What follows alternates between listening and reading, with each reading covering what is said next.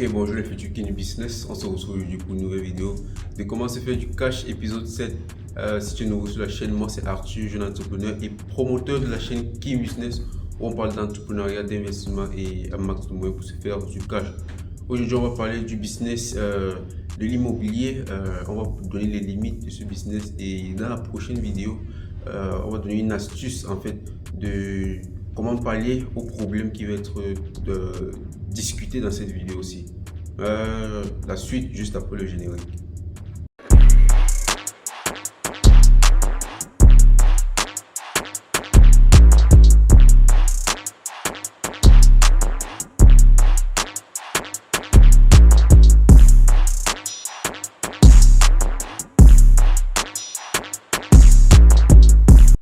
Ok, je fais cette vidéo spécialement pour attirer l'attention de tous ceux qui ont l'habitude d'investir par exemple dans l'immobilier et pour ceux aussi qui supposent que l'immobilier c'est le meilleur investissement qui soit parce que après quelques études par exemple, quelques calculs, quand vous faites par exemple un business plan en évaluant d'autres projets d'autres business que vous pouvez lancer par exemple, vous vous rendez compte que la rentabilité de l'immobilier en fait n'est pas ce qu'elle doit être en tant que telle. Je sais pas, bon, généralement ça c'est uniquement dans le cas de l'Afrique parce que généralement dans les pays européens c'est un peu différent, ouais, plutôt différent parce que la vie est plutôt, les coûts de la vie est plutôt élevé, les logements sont plutôt très élevés. Par exemple, la chambre, tu peux te retrouver à louer la chambre par exemple, une simple chambre à 300 000 par exemple, donc environ 600 $. Or, au pays, par exemple, pour la location par exemple d'une chambre, tu vas te trouver dans les 30 000 environ. Donc, il y a une différence de x10 en quelque sorte. Donc, on ne peut pas comparer l'immobilier de l'étranger et l'immobilier des pays africains. Et ici, on va parler uniquement de l'immobilier dans le cadre des pays africains. Parce que c'est vraiment dans ce cadre-là que beaucoup ne savent pas quoi faire de l'investissement. Pour moi, c'est en quelque sorte un investissement qui n'est pas très rentable. Et on va parler de pourquoi faire les calculs, toutes les preuves, etc. Bon, déjà, on va prendre un exemple. Par exemple, dernièrement, j'ai contacté une personne pour un R+1 sur un 400 mètres. Et on se retrouvait environ, ça veut dire, si tu veux peut-être faire les appartements dessus, peut-être deux chambres, divisées par exemple 100 mètres en deux chambres, une cuisine et un salon, tu vas te retrouver dans, oui, disons 100 mètres pour 400, ça veut dire 4 pour R+1, ça va faire en fait 8 appartements en quelque sorte. 8 appartements, disons que tu fais la location de 8 appartements à 100 000, disons 100 000, ça veut dire que tu as 800 000 le mois. 800 000 le mois fois 10, ça fait 8 millions, plus 1 million 600, ça va faire 9 millions 600 environ. Si on prend les dépenses, tout, les réparations que tu vas faire pendant le cours de l'an, payer les factures, etc., tu peux te retrouver dans 9 millions environ. Donc on va comptabiliser 9 millions que tu pourras te faire sur une construction de R+1 sur 400 mètres carrés. Et déjà là, ça veut dire, si on va maintenant revenir au niveau de la construction, comment tu as fait pour avoir ce R+1? Pour construire par exemple un R+1, il va te falloir acheter le terrain. Déjà, si tu veux faire la location à 100 000 le mois, ça veut dire que tu vas payer, tu seras obligé d'être dans un endroit qui est bien localisé et qui est cher. Par exemple, tu vas payer le terrain à 400 000, à 40 000 par exemple le mètre carré. Donc, si pour 400 mètres carrés, si tu te retrouves à acheter le terrain à 40 000 le mètre carré, ça va faire environ 16 millions. Si maintenant tu prends 16 millions, on va maintenant compter le coût de la construction, aménagement, tout. Et ça veut dire on a bien comptabilisé 8 appartements modernes. Donc 8 fois, on va estimer par exemple la totalité à 50 millions environ pour les 8 appartements meublés. Donc plus les 16 millions dont on a parlé par exemple, vous vous retrouvez dans 66 millions. Il va falloir comptabiliser toutes les dépenses que vous aurez peut-être fait. Il y a parfois, on va vous dire, il y a telle chose qui s'est gâtée, le meublement, tout. Donc, on peut arrondir la totalité à 70 millions, sachant que ça va vous rapporter 9 millions par an. Donc, si vous évaluez 70 millions divisé par exemple par 9 millions, je pense qu'on se retrouve dans 7 ans et poussière, donc disons que dans le cas extrême, vous occupez votre argent en 7 ans. 7 ans, si vous ça veut dire vous faites sortir de votre poche près de 70 millions et vous récupérez votre 70 millions en 7 ans. Donc ça veut dire en quelque sorte vous avez doublé l'investissement parce que le bâtiment reste dedans, ça veut dire vous avez doublé l'investissement, si on peut dire ça comme ça pour rendre heureux en quelque sorte. Ça veut dire 70 millions que vous avez récupéré en 7 ans. Prenons l'exemple de quelqu'un, par exemple, tout autre business, disons par exemple l'élevage des poules déjà par exemple. Si tu divises tes 70 millions par exemple en 10 millions, ça veut dire que tu peux lancer 7 fermes dans 7 endroits différents. C'est impossible que pour une ferme déjà que tu as lancé par exemple 10 millions, tu peux avoir une rentabilité de près de 40 millions. Disons même que ça multiplie, ça double juste. Et généralement, c'est après 3 mois. On va parler de 4. Donc, pour un 10 millions, tu vas relancer ça 3 fois dans une année en quelque sorte. Si tu lances une fois et tu doubles ton investissement, ça veut dire, on va prendre 1 et on va multiplier par 7. Donc si tu prends 10 millions, tu lances une ferme, en 4 mois, tu multiplies, ça veut dire ça passe à 20 millions, donc tu as retrouvé tu mets ton investissement de côté. Les 10 millions que tu as lancé le business, tu relances encore et ça veut dire en tout, en un an, tu vas te retrouver avec 30 millions de bénéfices, avec un 10 millions que tu as juste eu à faire tourner. Et maintenant, ces 30 millions là, si tu multiplies par 7 millions, ça va faire environ 210 millions que tu t'auras fait en un an. Ça, c'est juste le business des fermes, de l'élevage des poules par exemple. Et il y a beaucoup qui vont dire qu'il y a les pertes, etc. Enlevons par exemple les pertes que tu as une totalité de pertes pour une production que tu auras eu à faire. Donc on va peut-être se retrouver tu auras peut-être 2 tours. Si tu lances le premier, tu récupères 10 millions, ça fait 20 millions.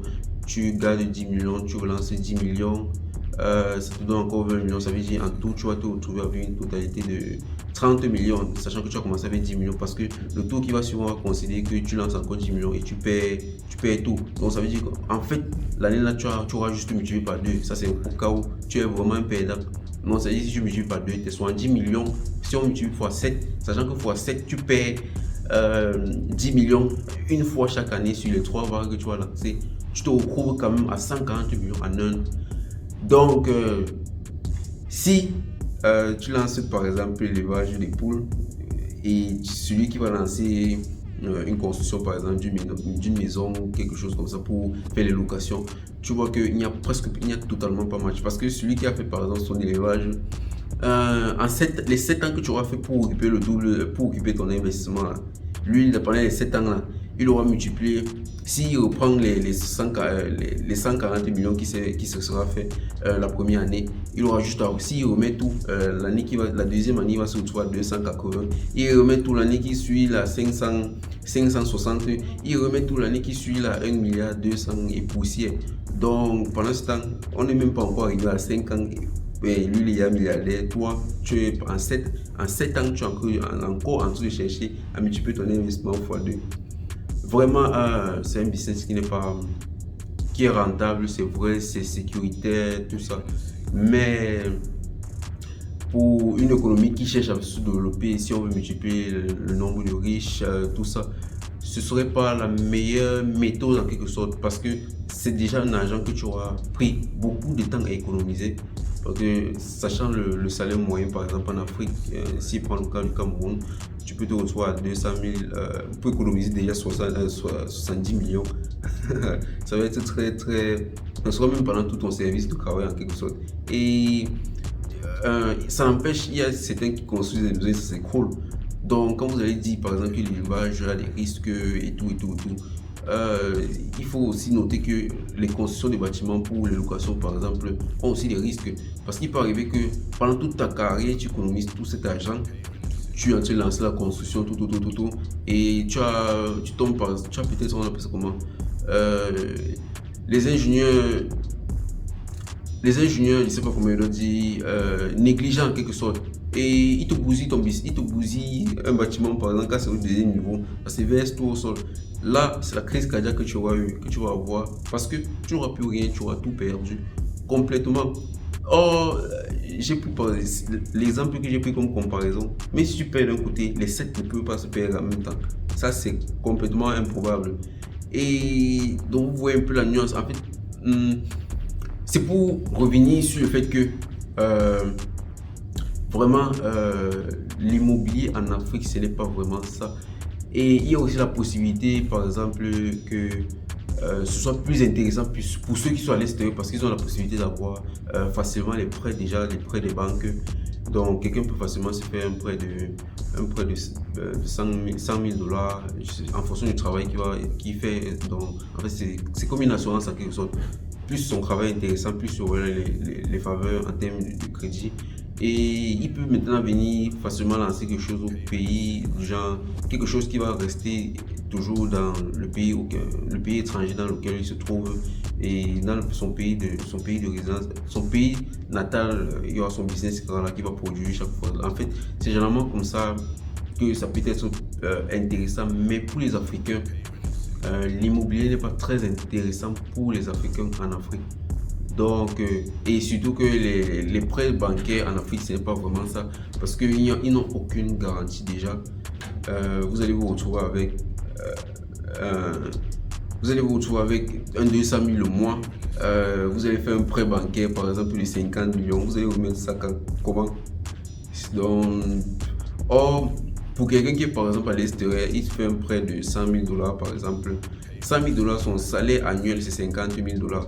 Ça veut dire s'il accepte de serrer le cœur et de donner la moitié chaque année, la banque sait au moins ce qu'il peut récupérer l'argent en 4 ans déjà.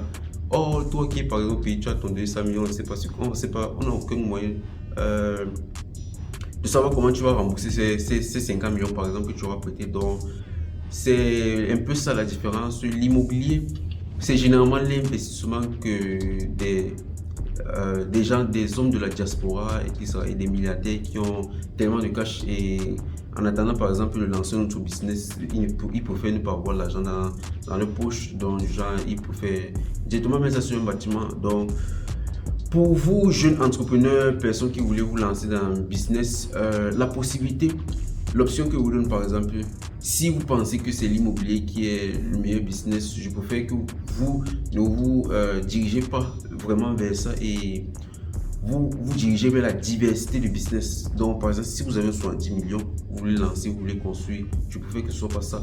Et que de faire ça, vous lancez par exemple 5 fermes différentes, des endroits différents. Par exemple, tel endroit, on vous dit par exemple qu'il y a la pavé qui est venu tuer, bousiller, tout ça. Vous avez perdu là-bas, mais il y a toujours sur un autre endroit. Et il y a, pour savoir maintenant comment gérer souvent ces business, pour savoir comment diminuer le risque, il y a aussi le fait que beaucoup ne font pas intervenir des experts en quelque sorte pour limiter on appelle ça quoi, pour limiter les échecs en quelque sorte. Parce que plus le business est reparti, sachant que ça va rapporter la même chose, sachant que vous êtes la même personne au centre qui alimente. Par exemple, si je reviens toujours sur le cas, l'exemple que j'ai pris par exemple des fermes, si c'est vous qui produisez votre propre nourriture et vous avez juste éparpillé les machines, éparpillé les fermes, à la longue vous aurez le même coût de production parce que la nourriture que vous produisez c'est juste la même chose tout que vous éparpillez. Vous n'avez pas me dire que par exemple le déplacement c'est ça qui va vous tuer, non, pas vraiment. Que par exemple d'accumuler tout ça en un endroit où là les risques sont quand même aussi plus élevés parce qu'il suffit que ça prenne à l'endroit là où vous avez tout perdu. Or quand plus c'est éparpillé, plus il y a la possibilité que si ça échoue à un endroit, vous avez encore 4 autres endroits là où vous pouvez récupérer et essayer de remédier, de savoir qu'est-ce qui s'est passé, pourquoi telle place a échoué, d'apporter une modification pour que ça ne se répète pas dans les autres endroits. Et en fait, au fur et à mesure, ça va vous donner une plus grande expérience. Donc, on va revenir sur le sujet qui était le sujet de base, qui était l'immobilier. Donc, l'immobilier, vraiment, en Afrique, ce n'est pas le sujet qui est le plus efficace pour se faire le max de cash. Mais c'est un business qui est là, en fait, mais pas vraiment le top des tops. Donc, j'espère que vous allez prendre ceci en considération et vous allez essayer de faire un cahier de charge en fonction du fonds que vous avez. Pas juste foncer dans l'immobilier comme ça parce que vous avez dit que c'est le seul business qui est par exemple sûr. Aucun business n'est sûr. Quand vous dites qu'un business est sûr, c'est vrai, il y a des business qui sont plus sûrs que d'autres, mais aucun business n'est totalement sûr. Il peut arriver que quand vous vous lancez, c'est à ce moment-là que la probabilité qui était la plus incertaine surgit. Et là, si vous avez mis un sentiment sur votre argent, la crise cardiaque, une fois vous partez et le monde va continuer. Donc, imaginez vous avez gagné tout votre argent, vous économisez, etc. etc. Vous préférez même les prêts en banque, tout. Vous faites des prêts de gauche à droite, vous tapez. Parce que ce qui est sûr, beaucoup ne prennent pas les sociétés pour construire, les sociétés qui peuvent assumer après l'échec. Ils vont prendre quelqu'un qui est peut-être ingénieur, qui travaille pour lui, qui a peut-être fait tel bâtiment, qui peut prendre un avion, on a dit c'est intéressant, et ça. Il est occupé et au moment où il fait, c'est à ce moment-là que ça s'écroule en fait. Là, vraiment, ça va être très très compliqué. Donc, j'espère que le sujet est passé et en termes de comparaison maintenant, je pense que je vais encore prendre un autre exemple de comparaison.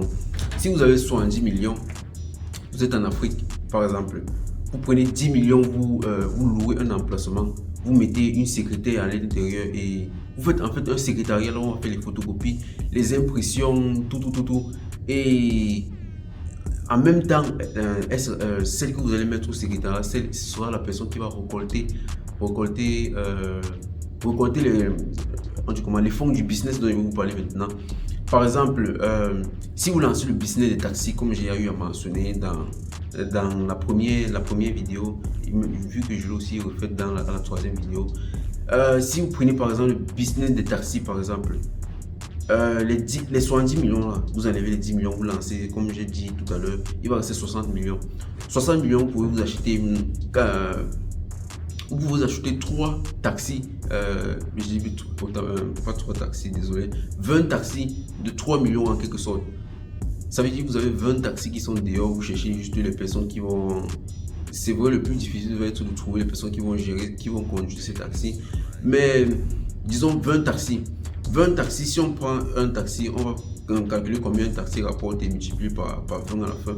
Si on prend par exemple ce que rapporte un taxi, généralement un taxi peut produire sur une semaine, s'il travaille 5 jours et qu'il vous rapporte 10 000, ça veut dire sur un mois il vous rapporte 200 000. Donc 200 000 c'est 200 000 fois 12, vous vous retrouvez dans 2 400 000. 2 400 000 maintenant multiplié fois 20, ça fait environ 2 400 000 multiplié fois 20, vous vous retrouvez environ dans 48 millions. Et 48 millions, sachant que vous avez dépensé 60 millions pour acheter des taxis, ça veut dire qu'en 2 ans, vous vous retrouvez dans 86 millions, 96 millions autant pour moi. 96 millions en 2 ans, vous voyez que vous avez déjà, ça c'est ce qui ancre dans vos poches, que vous avez en liquidité. Ça veut dire que vous avez, en 2 ans, vous avez votre investissement x3. Quand il dit x3, c'est déjà, vous avez toujours les taxis qui sont là et vous avez 96 millions qui sont là. La totalité, ça fait il y a plus de 60 millions, plus de 70 millions que vous avez investi. Parce que quand j'ai par exemple pris l'exemple de celle qui va récolter les fonds, c'était du genre, celle qui va récolter les fonds, elle gère un secrétariat en fait pour ne pas ressentir le poids de celle qui est de la réceptionniste par exemple. C'est pour ça qu'on a pris l'exemple où vous la mettez par exemple dans un local en fait, là où elle aura son secrétariat, on va faire les imprimantes, tout ça, et à la fin des journées les gars vont venir faire les versements quelque chose. Donc ça veut dire que ce qui gagne dans au secrétariat, c'est un peu ça qui peut ancrer, que vous pouvez dispatcher pour que ce soit son salaire, peut-être des gens avec qui elle va travailler, etc. Et l'argent qui va entrer dans vos taxis, ça va toujours vous appartenir. Donc en fait, tout va ruiner dans vos poches. Vous aurez 96 millions de francs CFA si vous êtes au Cameroun en 2 ans. Sachant que vous avez commencé avec 70 millions de francs CFA. Donc votre business, ça fait aussi partie des plus rentables. C'est un plus que j'ai mis à la vidéo pour faire la comparaison, pour vous dire à quel point l'immobilier n'est pas vraiment le top des business. Mais dans la prochaine vidéo, je compte vous dire comment vous devez procéder. En fait, c'est une stratégie que j'ai par exemple élaborée pour récupérer votre investissement dans l'immobilier en en fait, pas pour récupérer votre investissement dans l'immobilier, presque semblable aux autres business dont j'aurais parlé. Donc, pour avoir de la sûreté déjà d'une part et de la rentabilité qui va encore s'ajouter sur la même chose. Et j'espère que vous aurez aimé la vidéo, et si vous voulez voir la suite du sujet, la suite de cette vidéo, vous devez vous abonner pour activer la cloche de notification pour recevoir la notification de la vidéo prochaine qui sera sortie. Et si vous aimez la vidéo, n'oubliez surtout pas de liker et de partager pour agrandir la communauté et partager, faire partie de la grande communauté africaine qui va se développer sur cette chaîne. Sur ce, ciao.